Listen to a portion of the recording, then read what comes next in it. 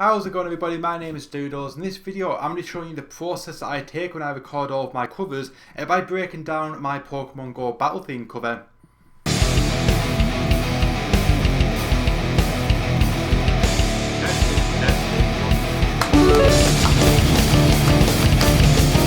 Right, now this video was requested by the DCC02. He's been asking for something like this for ages now, and I keep meaning to do it. There's been a few times where I have recorded one. The first time I did it, the audio didn't record for my door when I was trying to sort of show you guys. So basically I was talking to a quiet screen and they completely ruined it. The next time I actually lost the footage. It was for behind the scenes for another video, and I lost the face cam and screen footage, and I basically had the audio. I don't know what happened, I don't know where it is, but I decided just to re-record it again. I figured that would be the best way to do it. But a lot of people do generally ask, but I know the DCC really wanted to see this one, on how basically the process that I take to go from the idea to the finished product.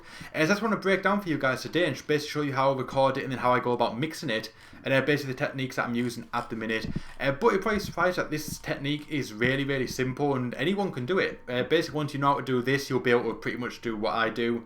And hopefully you do. It'd be really great to see you guys start doing some stuff that I do, and hopefully I help you guys in the process. And I'm using a different camera today just to sort of test out the quality, so whether it looks better or worse than my usual videos, who knows. But we're going to be looking at this the computer screen more than me. So without further ado, I'm going to take you over to the screen now, and I'm going to start breaking down the process. So right, for the most part, I generally use ultimateguitar.com. I just go on and I get the Guitar Pro tracks of the songs that I need, basically so I can see how to play them, and I've got a MIDI version of the track to play and record along to. If it already has the drum beat in, that is a massive bonus, such as my Blink-182 No Future cover came from a Guitar Pro track on there, which you can hear the drum beat here. That's the same drum beat that I use in the song. And however, with the Pokemon Go one, this was a MIDI file that I found online, and I basically put it in Guitar Pro so I could see how to play it. I did have to mix it up a little bit though, because it wasn't sort of created with the intention of playing guitar along to it. So some of these were just a bit like going from 19.8 312 was a bit, so I just sort of changed it up and just sort of like moved the notes about on the fretboard a bit. But there is a drum beat on here, which is perfectly acceptable, but in this instance I did just use some preset beats from Easy Drummer 2. But for the most part, if the drum beat's already on there and it's usable, then that is absolutely fantastic, saves me a lot of work. But basically, what I generally do, if I get a Guitar Pro track, I just export the MIDI. But like I said, with the Pokemon Go one, I already had the MIDI, and then I open up my DAW, which I'm currently using Reaper.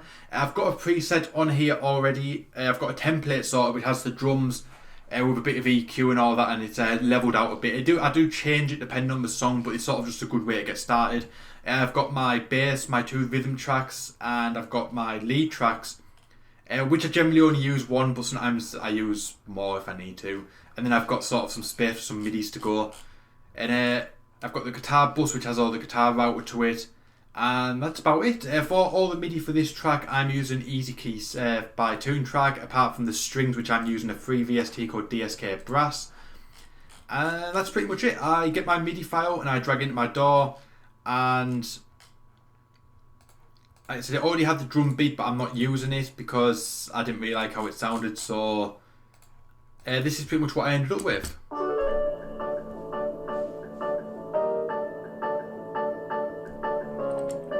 Which sounds, it's pretty spot on. I've heard that battle theme enough. I've been playing Pokemon Go far too much, so I know what that sounds like, and it's pretty damn accurate.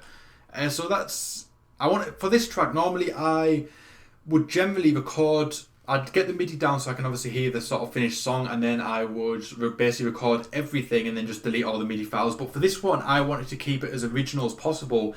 I wanted all those elements from the original song into my version, so I kept all those files in and basically just recorded my own stuff over top. But the first thing I did was make a drum beat along to it, which is all just using pre-made beats from Easy Drummer 2. Sometimes I'll program my own from scratch, or I'll take a pre-made beat and I'll just alter it a bit, but I just found in this instance everything that I was looking for was already in the beats. So this is pretty much what I ended up with.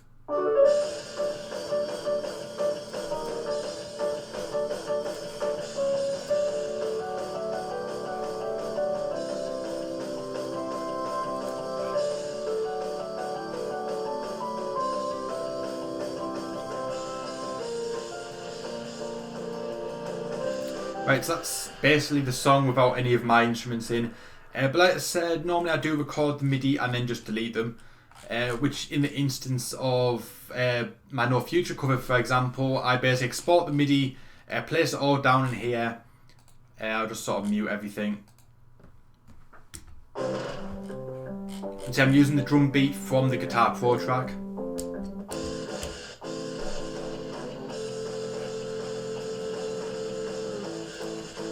And then basically I record everything and then I just mute or delete the MIDI. But like I said, for this one I want to keep all the MIDI in here. So I basically had to start about going and recording all my tracks, and there's a bass track on here already, a bass MIDI file, which I could have recorded myself, I could have re-recorded it, but I wanted to keep all the original elements in, so I just recorded my own. I just recorded a simple root note one.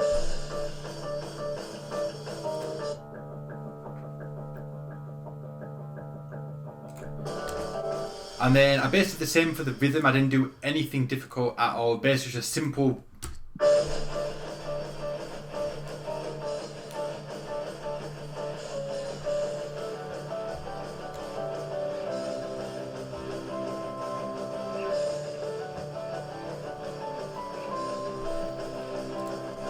Right, so that's very straightforward. And then, like I said, I had to go and basically just learn this. I basically just changed. This is the MIDI files I think that I followed.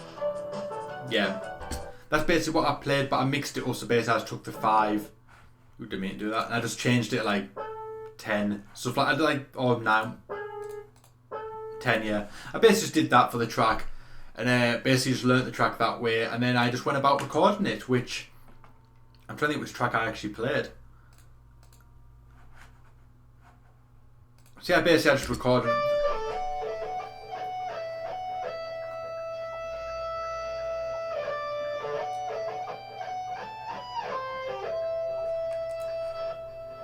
So yeah, I recorded that prior to film, and that was my second track.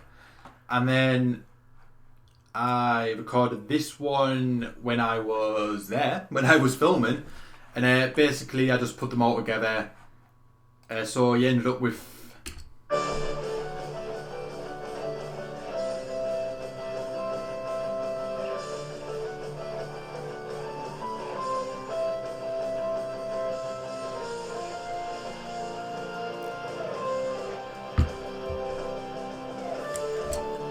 And then you've got my overdub, which has the...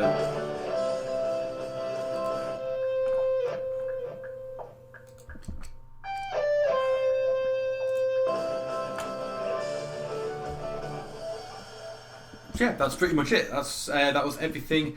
And basically once I finished recording, I ended up with all my finished tracks. I glued these together. Because see, I've got the point there in between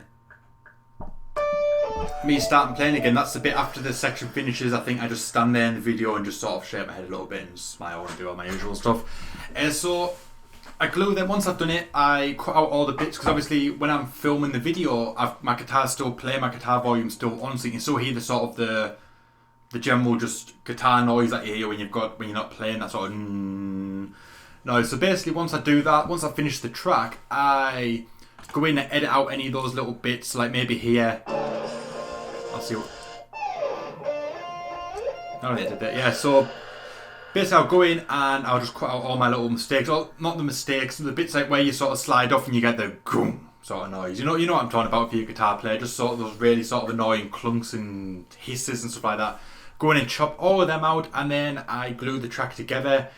Basically just, for whatever reason, say if it got moved about, then obviously I know it's easier to put back in time like that than obviously if I had like millions of different files, like say if they all got messed up, it might be hard to try and figure out where they go in the track and put them all back together. So it's easy just to glue them all into one bit, and then like I say, this is basically just a whole big glue bit. But if that goes out of time, it's a lot easier to place this than it is to try and sort of place multiple little files together back into time. It just makes life easier. And you pretty much should do it when you record. It just consolidates everything down and makes it so much easier. But once I've done that, that is my finished product. So obviously this is already mixed, but you've got my finished product here.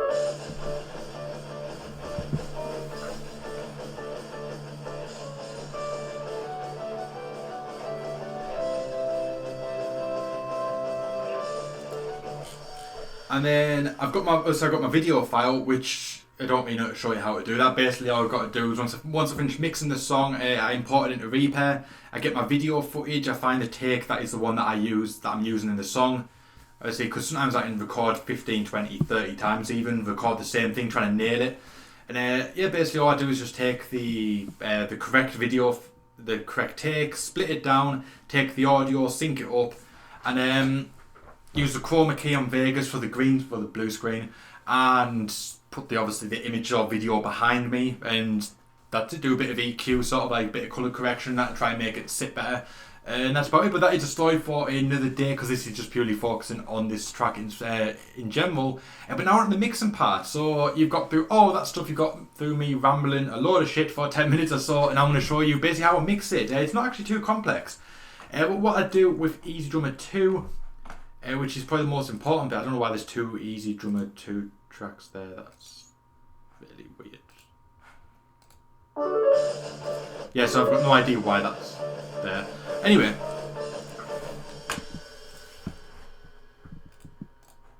what I do is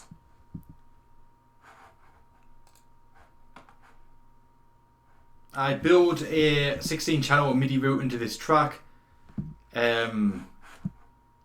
which brings all of this down. This is basically separates everything, so everything is on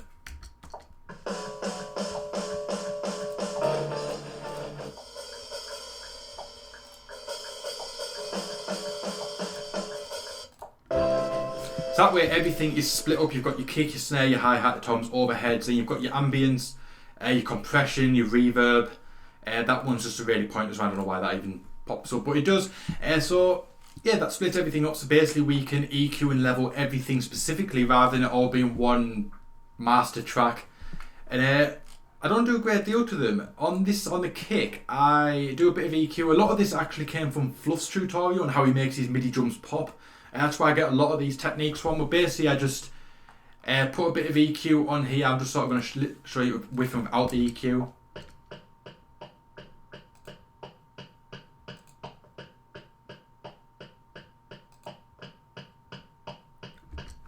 Then here the drum just pops out a little bit more, boosts the low end, which is obviously where the kick drum sits in the mix. Take out some of the lower mids and sort of just scoop out sort of from the high end, from the mids sort of onwards, just sort of slightly scoop it down, just sort of give it a more compressed, refined, refined tone, and sort of sit it where it should be in the mix, because sometimes it can get a bit, if there's too much high end or mids, it can sort of interfere with the guitars and the vocals or lead guitar and stuff like that. So just sort of sits it where it should be in the mix.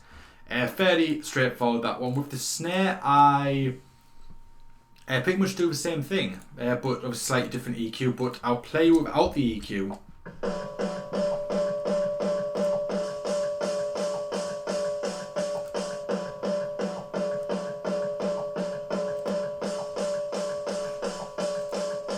See, I think with that snare, when you haven't got the EQ on it, it reminds you a bit of like Lars's St. Angus snare. But with this one, I basically scoop out a lot of the low end and sort of bring it back up into the mids, and then I've got some high end here, and just so it sort of pops through, because the snare is obviously what drives the song. That's basically, it's almost like your metronome when you like it sort of thing, and basically it just helps it pop out, like it stands out in the higher end, because there's not as much frequencies in the higher end of the song, so it sort of just gives it the point where it sits it there, and you can hear it just pop out a lot more.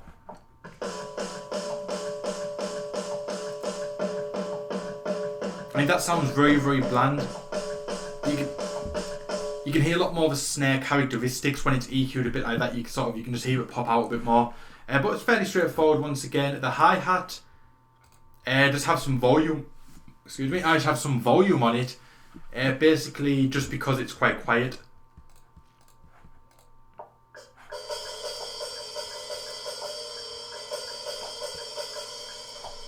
So nothing goes on there. The toms, I have some EQ. I basically scoop out all the low end. into the mids, and I sort of just leave it sitting on the mids, just leave it sort of back to normal. Basically scoop out all the low end so it doesn't interfere with the kick drum. And I've got some compression on there as well, just sort of tighten it up. So we'll try and find a bit where there might be some toms.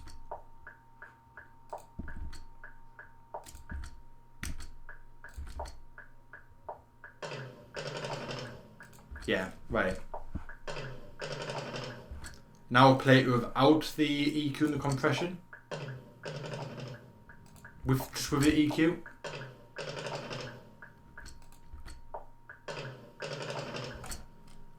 And I'll play with the kick as well. And I'll take the EQ off the kick as well and sort of see how they don't sit well together.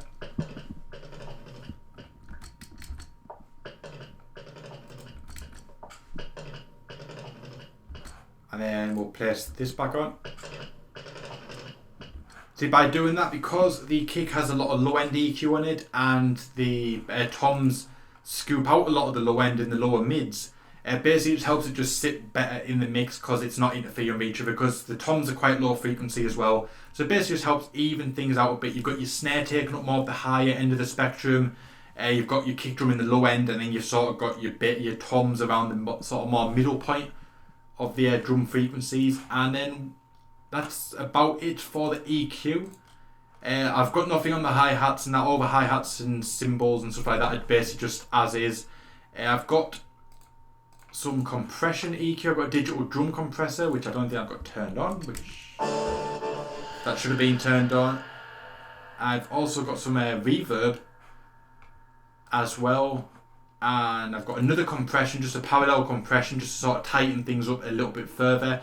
And basic compression just tightens up the drum kit, and then got a bit of parallel compression just to sort of basically like glue it together, hold it together a bit better. And what I've done, I have all of these going to I've got all the drum sensors from the master bus going, obviously all these separate tracks, and then I've got like the compression, I've got all of them going to separate drums. Let's go through these. I've got the kick drum sent to the two compressions, just sort of keep them together, keep it glued together. With the snare, I've got the two compressions on as well. The hi-hat is nothing, I've got nothing going on the hi-hats. I've got the compression on the toms. I've got the compression on the hi-hats just because they stop the stray frequencies, because obviously the hi-hat, not the hi-hats, the overhead, sorry, they can be very sharp, so it just sort of, the frequencies can stray away quite easily. So it just sort of glues all of it together and just sort of keeps it more consistent and together. And then I've got the ambience, which is an overall ambience send, and that's about it. I've got the reverbs just on the master bus. So basically got the compression on certain parts of the drum kit. I've got the reverb on the master bus just to sort of reverb the whole drum kit, and that's about it for the drums. Very straightforward. Hope I explained it well. I'm not really good at explaining all this sort of things. I sort of do, I don't really explain. So it's much easier for me just to do this and actually explain how I do it. But that is the drum kit. Hopefully that has been easy enough to understand. If it hasn't, I can always go into more depth in a bit more detail in other videos. Moving on to the bass, fairly straightforward. Like I said, I normally use the bass rig, but for this one I'm using the precise bottom, I think. So it sounds a bit bass riggy to me. No, definitely using the precise bottom. Precise bottom bass preset from Native Instruments Guitar Rig 5. So nothing's going on with this one, literally just clicking precise bottom on the bass amps and away I go. I've got a bit of EQ here. I've got a high pass and low pass filter, just shaving off some of the straight frequencies in the low end and the high end, sort of keep it a bit more together. And there's nothing really going on. I'm boosting some of the mid frequencies, and yeah, pretty much I'm just boosting the upper and the low mids. And nothing special, there's no real reason to do that, basically just to give the kick drum a bit more room to breathe, rather than because the bass drum, the bass amp, this one at the precise bottom, is very low end. So basically just boosts a little bit of the high frequencies to give the bass drum and the toms somewhere else to sit in the mix. But I'll take the EQ off and we'll listen to it.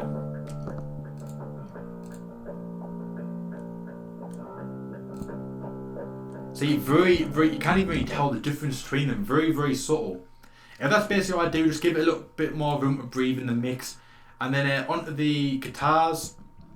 As I explained, I've got the Plexi and the dual rectifier, and then I've got the Reaper EQ just with the stock preset, the 11-band Marshall, because obviously it's got the Marshall and the Messer.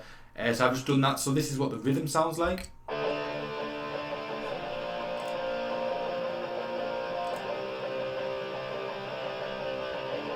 So that just tightens that one up a little bit.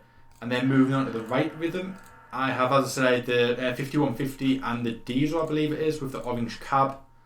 I've got the Reaper EQ again with the Fender and Messer, basically the American EQ, which sounds a bit like this.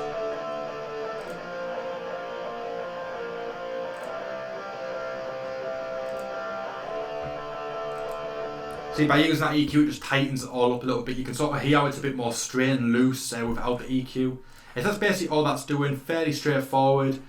For my lead, as I said, I've got the Torsen lead preset, and then this one, same again, shave off some of the stray frequencies, trim a little bit of the higher frequencies, boost a little bit of the lower mids, and sort of shave off some of the upper mids, and that's about it. That's fairly straightforward. So I'll play this with the EQ and without the EQ.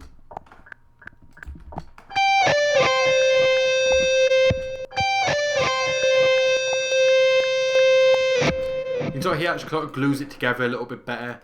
Pretty much the same again on these two. The same preset. Once again, I think I've got the same EQ settings on all of them. I normally only use one track, but I've got pretty much the same.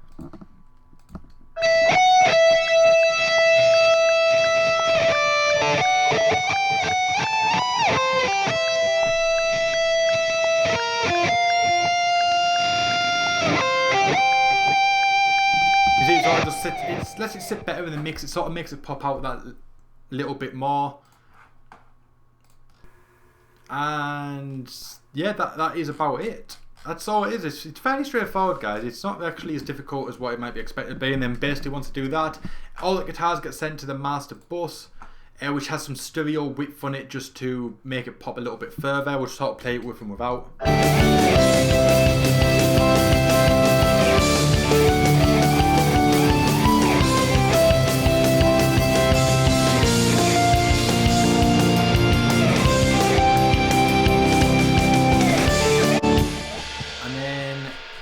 That everything gets sent over to the master bus, which all it has is some more stereo width just to make the whole song pop out. But basically all I'm using for this is Toontrack's Easy Mix 2. I used to do a few mastering techniques, but I think this actually is providing better results than what I was able to do, so I'm using this for now. I'll probably change it over time, but all I'm using is the Master 1 preset. Very, very straightforward. So I'll drop the volume down a bit, and I'll play it without any of the mastering. Add the stereo width.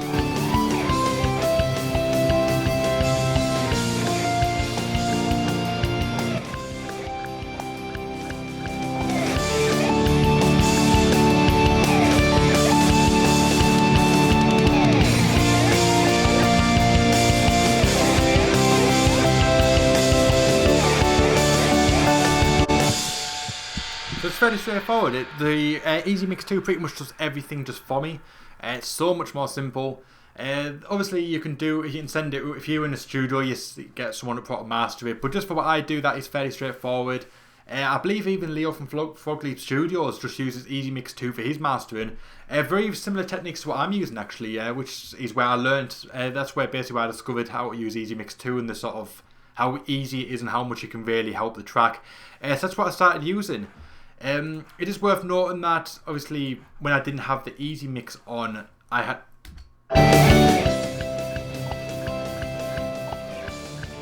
always work quiet like that. I drop it down to somewhere between 12 and 30 minus dB, and then obviously once I finish mixing it, I'll bring it back up with the mastering.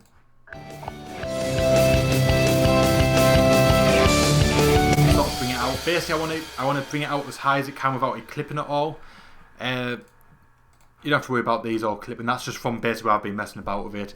And yeah, I generally have everything stock set at minus 12 dB, everything across the board set at minus 12 dB, and then as I mix the drums first, and I basically bring them up into positions that seem to fit well with me and sort of sit well, and then move on to the bass and the guitars and the MIDI last, and this is pretty much how it ends up. Fairly straightforward. Nothing is peaking when it's playing through, and then bring the master up how it should be to the point where it's not clipping but it's still as loud as it can go. That's generally how I like to do it.